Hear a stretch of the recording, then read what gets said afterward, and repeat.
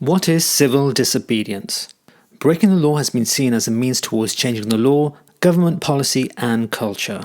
Civil disobedience is a non-violent action by an individual or group that refuses to obey a law for moral or philosophical reasons. The participants in civil disobedience refuse to comply with the law in order to expose the law they find immoral and unjust.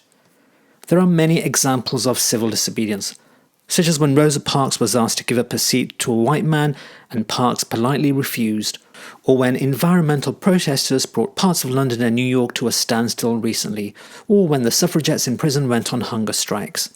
The participants in civil disobedience seek to change the worldview. They seek to change this through protest or disruption, and not through passively waiting for change.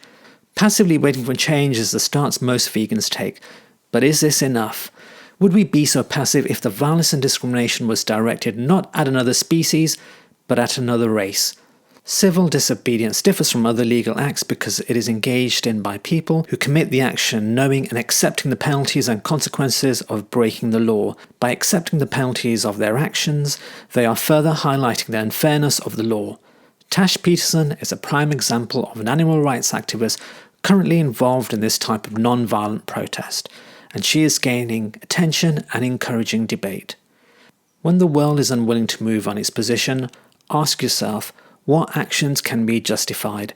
Is civil disobedience enough? Is there a case for outright disobedience in a world which refuses to change? What are your thoughts?